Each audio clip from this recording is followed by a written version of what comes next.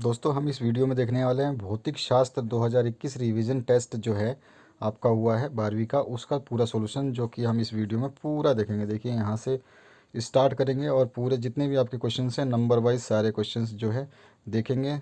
पूरे पूरे सॉल्यूशन आपको मिल जाएंगे इसमें A to Z। ठीक है, तो चलिए स्टार्ट करते हैं इसके क्वेश्चन पेपर के सॉल्यूशंस को।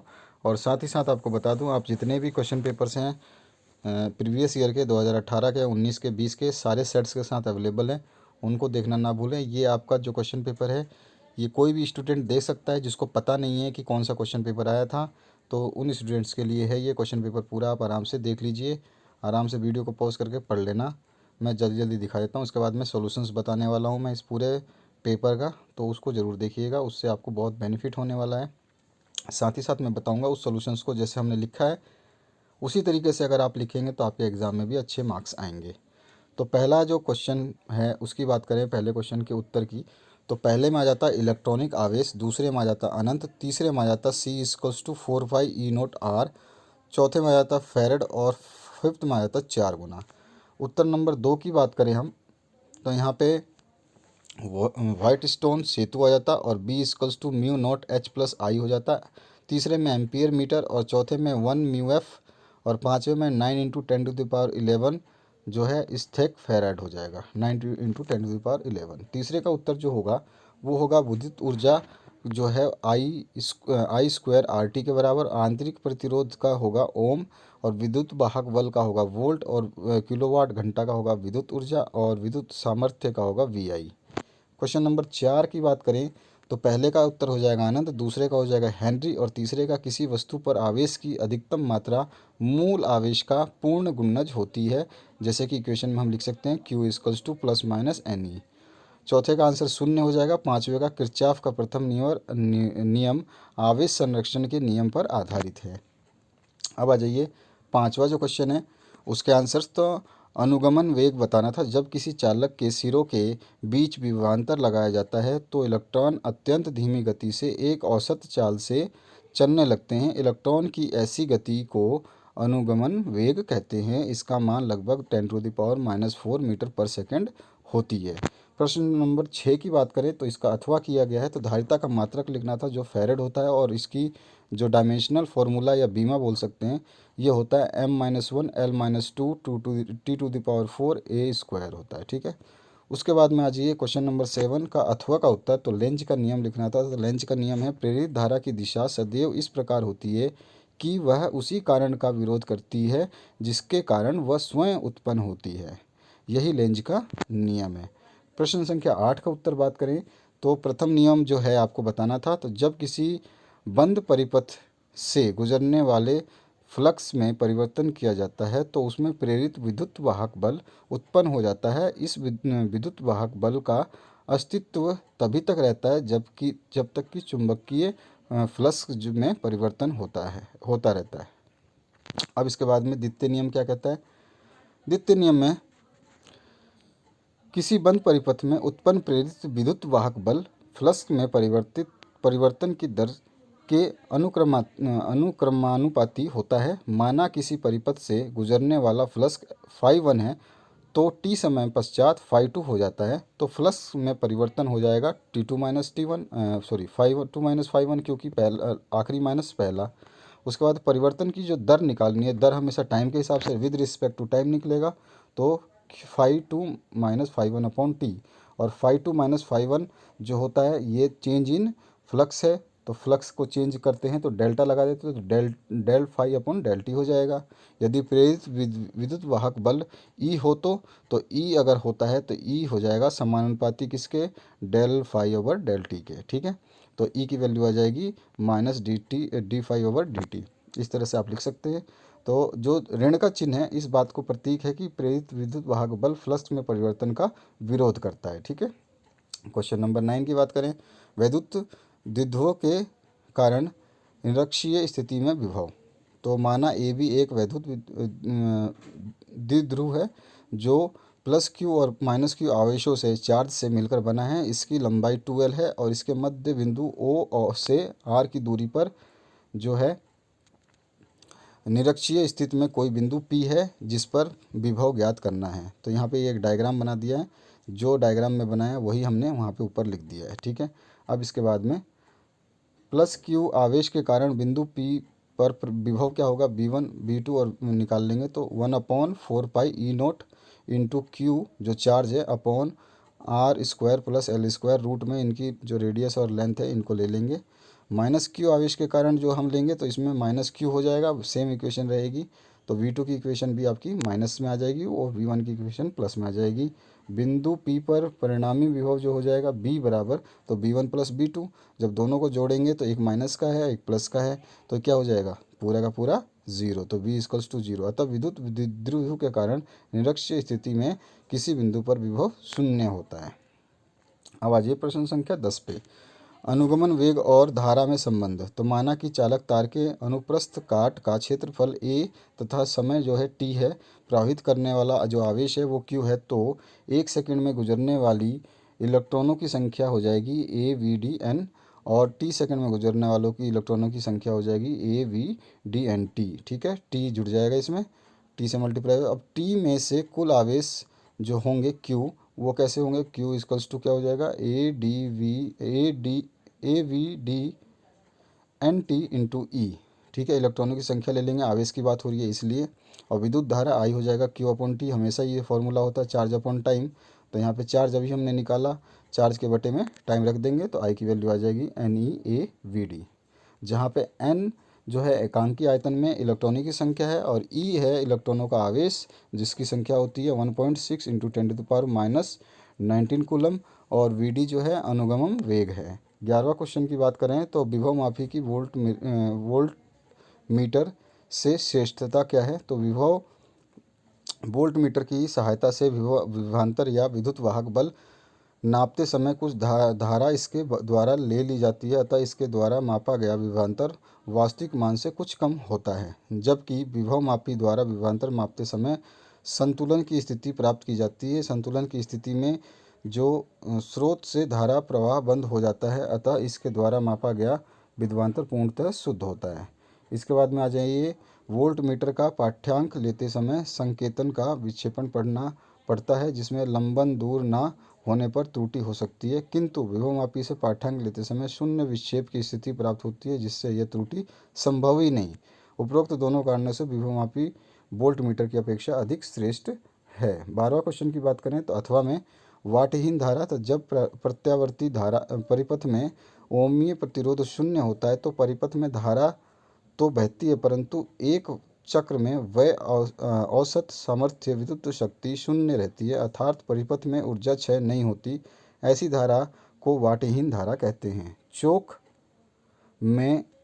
कुंडली में बहने वाली धारा की वाटहीन धारा कहते हैं, क्योंकि इसमें ऊर्जा का बिल्कुल क्षय नहीं होता, अर्थात ऐसे परिपथ की शक्ति सामर्थ्य शून्य होती है। क्वेश्चन नंबर 13 की बात करें तो एसी परिपथ की शक्ति। किसी विद्युत परिपथ में ऊर्जा व्यय होने की दर को परिपथ की शक्ति कहते हैं। इसका मान वोल्टेज और धारा के गुणनफल के बराबर होता है। यदि वोल्टेज और धारा के बीच कालांतर फाई हो तो हम लिख देंगे V0 साइन ओमेगा टी और I हो जाएगा I0 sine omega t minus 5।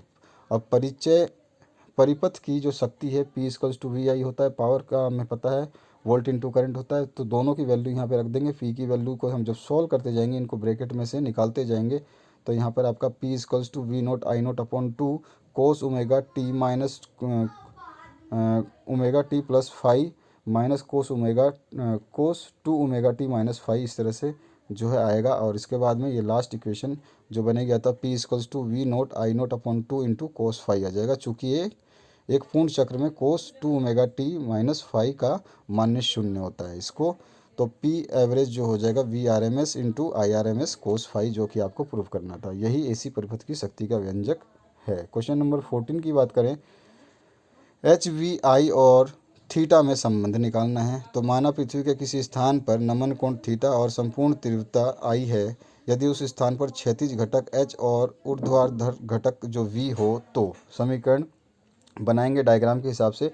Triangle ABO में साइन थीटा की वैल्यू OB अपॉन OA हो जाएगा, जो कि आप जानते हैं कैसे निकालना है। लंब आधार और कर्ण वाला आपने पढ़ा है 10th में, तो उसके हिसाब से चलना है। Sine theta equals to V upon I हो जाएगा, तो V equals to I sine theta. इसी प्रकार कोस थीटा की बात करें तो कोस थीटा बराबर हो जाएगा ए बी अपॉन ए ओ, जहाँ पे कोस हो जाएगा आपका एच अपॉन आई, और एच की वैल्यू क्या हो जाएगी आई कोस थीटा। दूसरा इक्वेशन बन गया। तो इक्वेशन समीकरण 1 और 2 को लेंगे तो इससे हम निकाल लेंगे जो वैल्यू आ जाएगी I square equals to V square plus H square, जो तीसरा समीकरण बना देगा।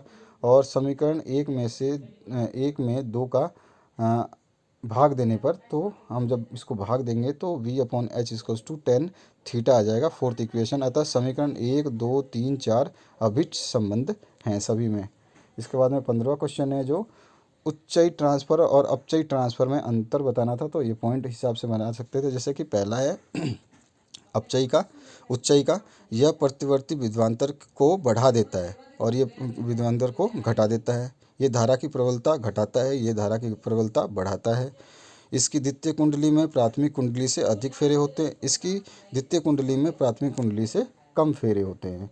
इसका परिणमन अनुपात 1 से अधिक होता है और इसका अनुपात जो है 1 से कम होता है। 16वें का 8वें का उत्तर बात करें गॉस प्रमेय का, तो किसी बंद पृष्ठ से गुजरने वाला संपूर्ण विद्युत फ्लक्स उसमें उपस्थित आवेश का 1/E0 गुना होता है।